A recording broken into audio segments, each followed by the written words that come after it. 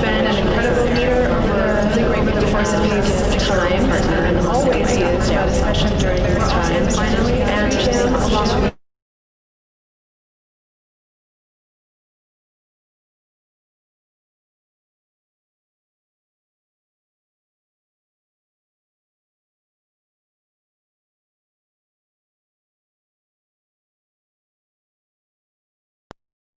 a special treat, a short welcome from Gerd himself. Hi, I'm Dr. Gerd Busterman, the President and CEO here at Scottsdale Arts. And I'm really excited to welcome you back to this wonderful facility, our Museum of Contemporary Art, here in the heart of our downtown Scottsdale campus. As you can see, our staff has worked very hard to put up a whole new set of exhibits, and we hope that you'll join us for our grand opening and for months to come to be uplifted and inspired again by these great and creative artistic expressions. And in order to help you help us celebrate our grand reopening of Smoka, we decided to give you free entry to the museum for the entire month of October. So please come join us. Think about taking out a membership so you can support our work in the future. And we hope to see you here at our museum very soon. Tonight we're here to celebrate the opening of two new exhibitions. The first is Urban Mapping. It's a selection of young contemporary Iranian artists working in film and photography, and it tells a beautiful story of the country of Iran. I think it's a perfect moment in this time of divisiveness to see really the humanity of all people and all places. We're going to do a short introduction to that exhibition in just a little bit, and you'll get to see images of the galleries as well. In the two other galleries, we present one exhibition composed of two artists. Beyond, works by Barbara Stoffaker-Solomon and Nellie King Solomon.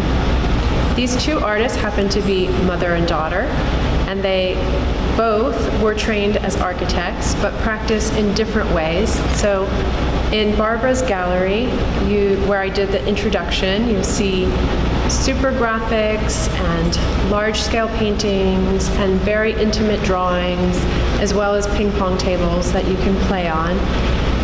And then in Nellie's gallery, you'll see like the work behind me, large-scale paintings on mylar.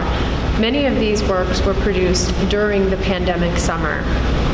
So I think we have just a really beautiful, hopeful exhibition for everyone. We are going to start off by showing some film content that will be playing in the galleries, and it will be available on our website after we open. But we want to give you a glimpse into both Barbara and Nellie's artistic practice.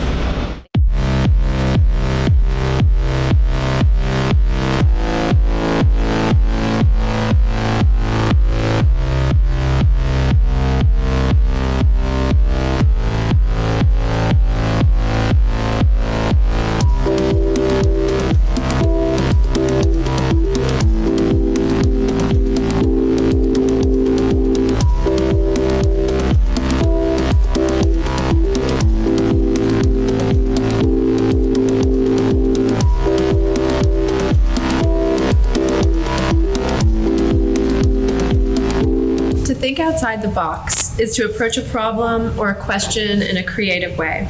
In the case of the two artists, Nellie King Solomon and Barbara Stoffaker-Solomon, they take a critical yet playful eye to their chosen fields. Both trained as architects, but were never licensed, which might explain the way they establish the rules, grids, or frameworks only to challenge their very existence.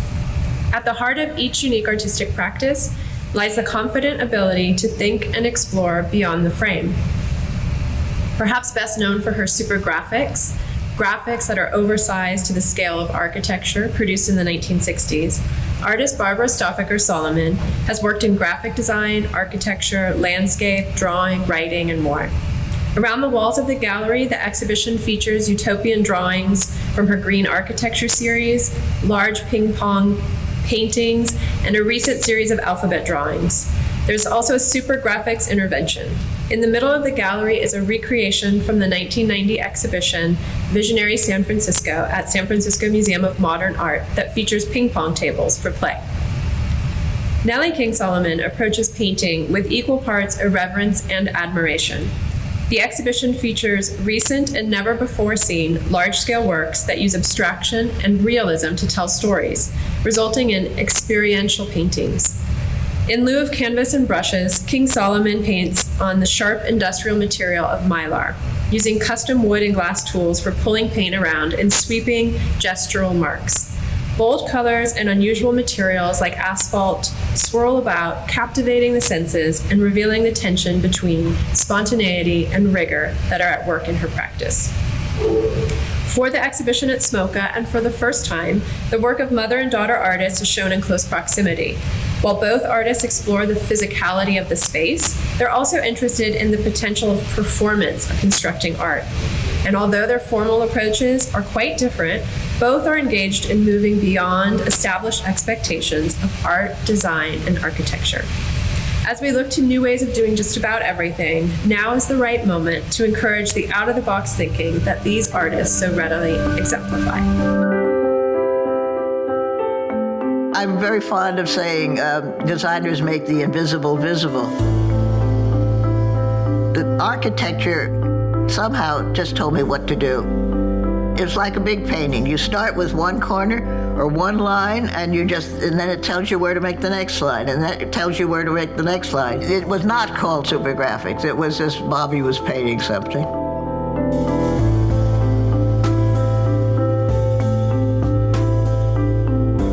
Le supergraphisme. More different things I did. This is part of super graphics at Sea Ranch. Bill Turnbull used to laugh about whether I was adding to the architecture or destroying it. I wasn't sure.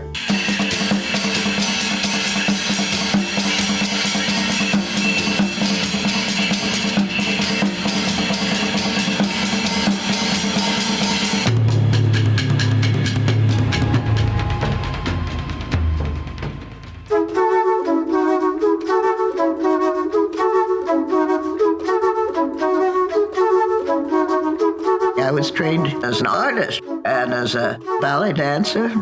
In those days, women didn't talk. Women were told to be quiet and look good. That's what I did. When I was 17, I met Frank Stauffacher, who was 15 years older than I was. I fell madly in love. Frank Stauffacher made 16 millimeter experimental films, and he wanted to see all the films in Europe. So he proposed a series at the San Francisco Museum of Art called Art and Cinema. People liked Frank. He was very good looking, but he was also very kind and very smart. Frank Stauffacher, my husband, Gene Kelly, the movie star. Who's that in the middle? Me.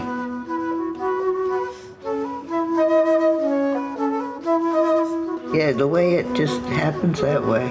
It's like he's dead already. Yeah.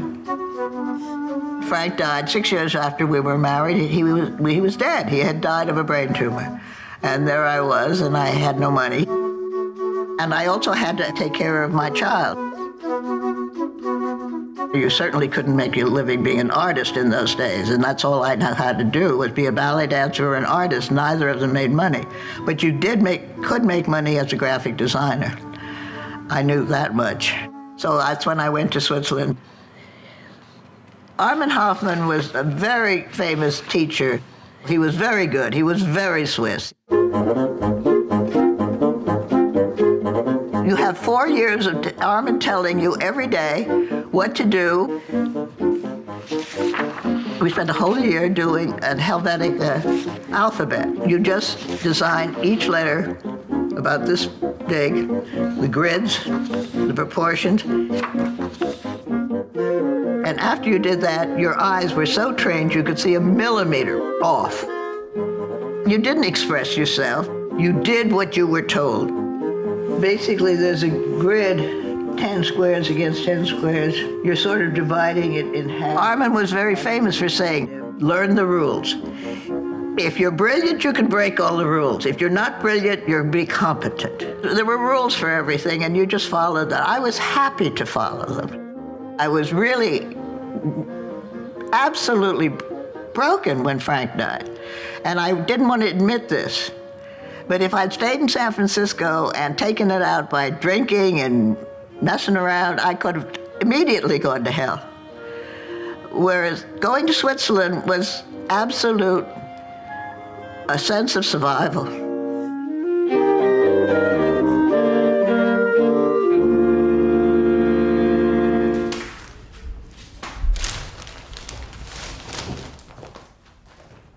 We've all been living through this pandemic, and as I see it, like a civil liberties movement and a civil rights movement, and then our internal sadness. We've been collectively living through that, and I had to make a painting that would address it right away, over and over and over.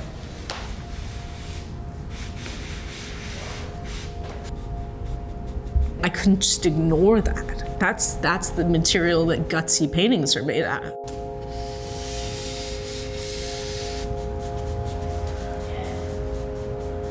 But I don't think I can paint another black paint. It gets other marks or color. It's only so many I could make before I'm like, I'm wrung out.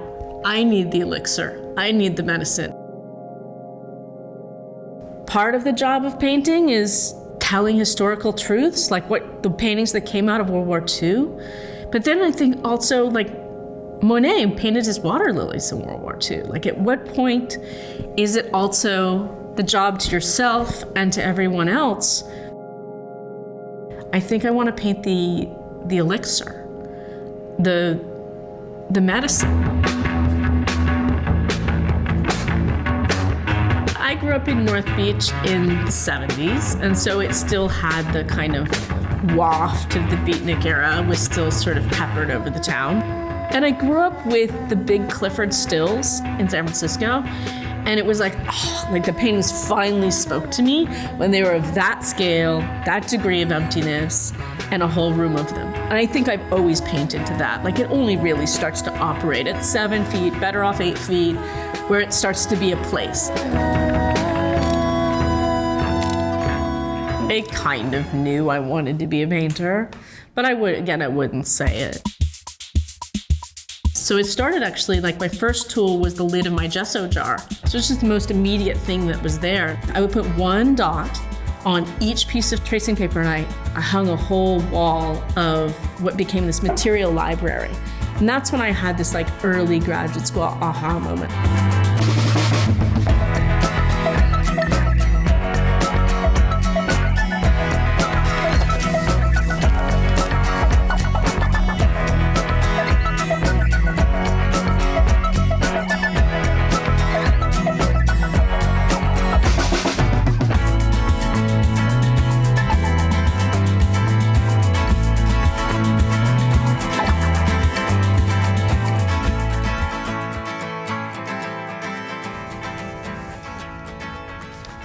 For me, the tools are a means to an end, and they're also a sculpture unto themselves.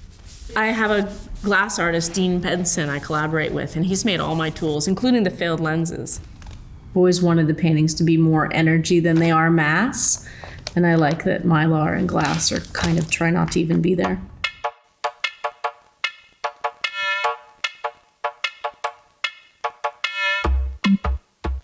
I feel like they inform the paintings as ideas as much as they are physical tools that make the paintings. The way that the glass both suctions and glides depending on the viscosity onto the Mylar, I was like, oh, this is good. I make canvas works also, but there's something about the Mylar that allows for a real immediacy, clarity, and magic without me fighting with the material. It's a departure from the series of primarily black works that I've been making. I think I did it. I think I said what I had to say in that series. So, right in the middle of doing this film, I think I've transitioned from one series to another. Where the thing hits you all at once, like when you step into the sunshine, and it actually gives you like a physical dose of levity.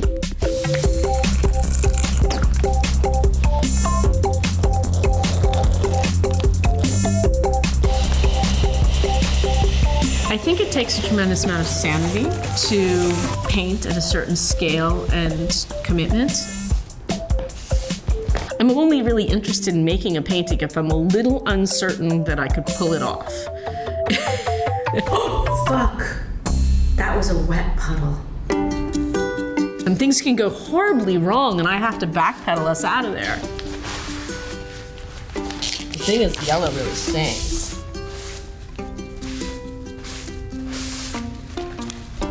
Once I've made that first move, I run back up the ladder and I look at what I've got. I have to abandon everything I had previously intended about the work. And at that point, listen to what I've physically got out there.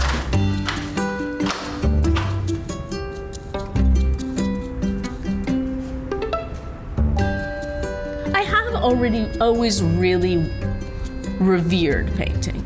Like there's a sort of a heroic truth and irreverence that is allowed and expected to be investigated in painting that is, I don't think, particularly allowed or the point of pretty much anything else. Certainly not architecture.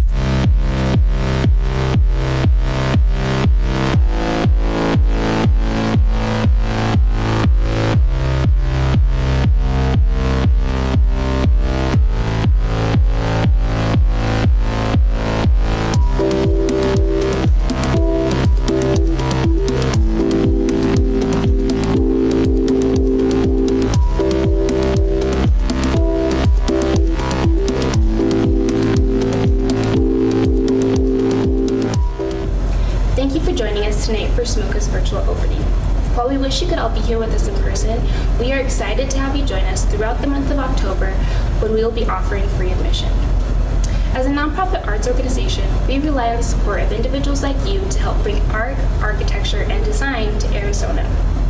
To show our continued appreciation for your support, if you make a donation through give.smoca.org before October 31st, you'll be entered into a raffle to win some much-needed museum-centric swag. The giveaway includes an unapologetic t-shirt, museum tote, and mug, to name a few items. Your gift will help provide critical relief to SMOCA, keep dozens of local artists and art workers employed, and allow our team of curators to continue to serve thousands of art lovers like you with programming opportunities that bring our community together under a shared philosophy that art has the power to engage our imagination, challenge our perceptions, and change lives. If you missed the link and would like to support SMOCA, here it is again, give.smoca.org. Thank you so much for your support, and we hope to see you soon.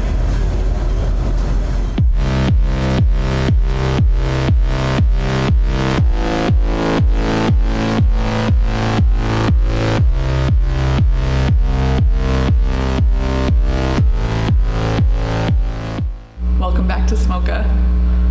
We're so excited to be open for you again. I'm Laura Spalding-Best, Exhibitions Manager here at the museum. I'm going to tell you a little bit about one of our upcoming exhibitions that we're really excited about. So as you probably know, almost all arts institutions and art galleries were closed for the last several months and definitely over the summer.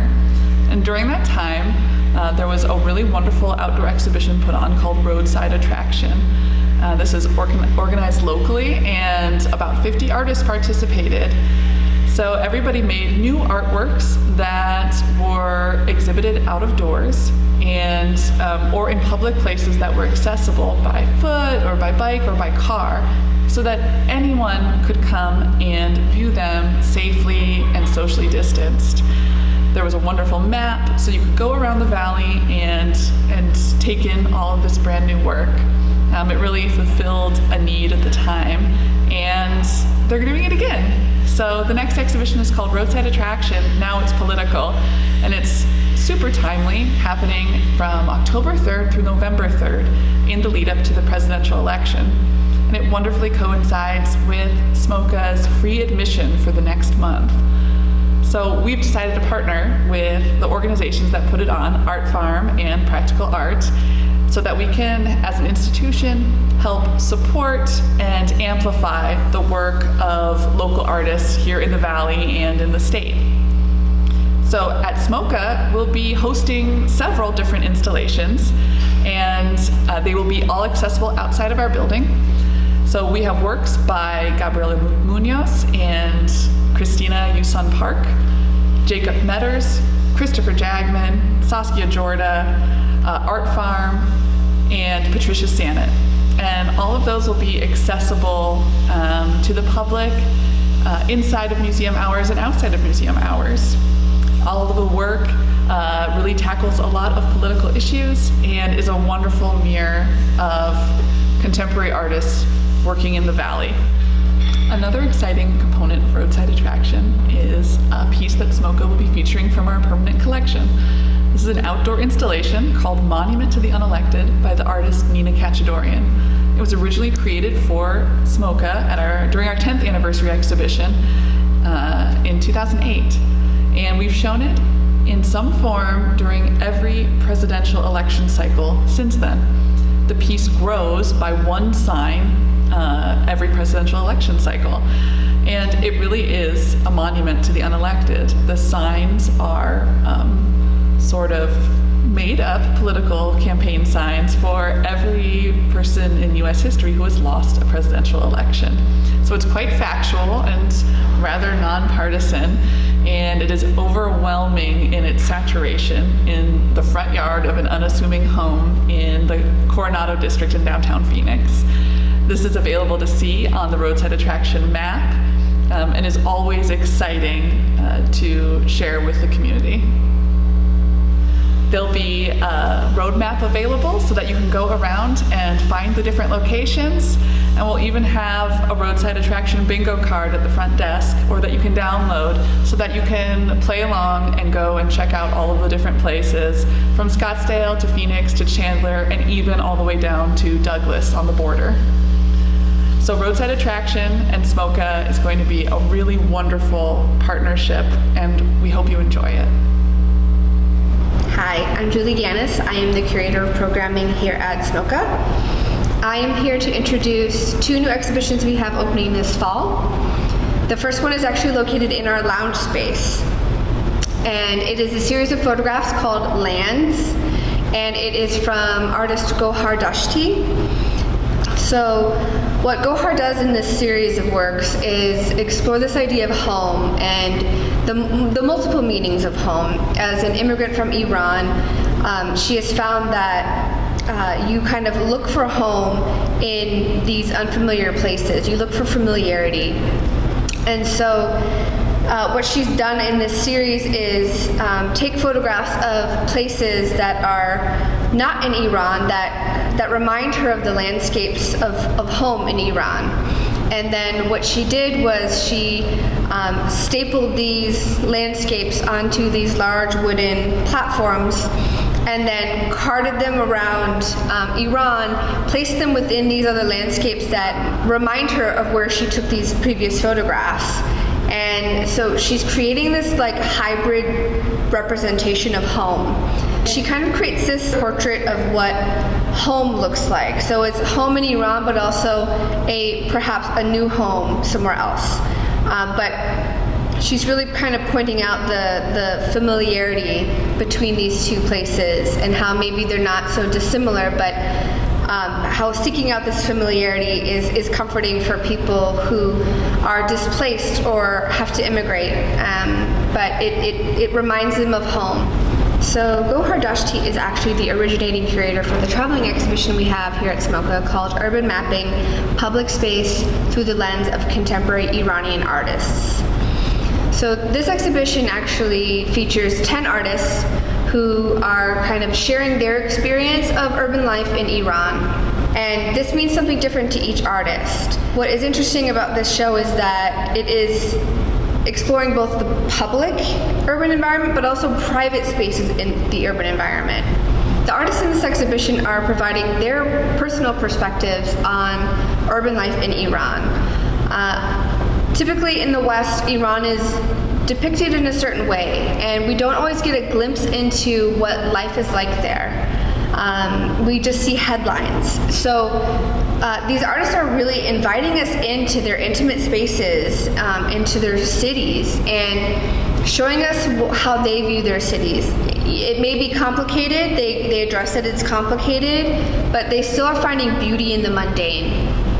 And in many of the pictures, it's just an urban environment that's depicted. It's devoid of people. So when you think of urban environments, you often think of densely populated areas, but they've kind of removed people from the equation in a lot of the works, so that you're really just looking at the city, and you can find this hidden beauty in these areas in the city. And also look at the history, the rich history to some of these places in Iran. A series by artist Saba Alizada is one of the few in this exhibition that actually does depict people in it. What Saba has done for these works is take these iconic images from the Iran-Iraq War from the 1980s and projected them on couches or beds or other places within an intimate home space. He's done this because these images were previously used as propaganda after the war. So Saba really wanted to provide a new context for these images that could perhaps bring back some of their meaning. And I think he has accomplished that, because these particular works are part of the inspiration for the next portion of the evening, which is an original performance by Nicole Olson, Movement Chaos. So I had actually shown Nicole Saba's works, and I think they really had an impact on her. And she really did want to kind of create this performance that was inspired by them, but also really taking into account the current state of affairs. And I am so thrilled to be able to introduce to you Nicole Olson, Movement Chaos, with this original performance of In the Confines.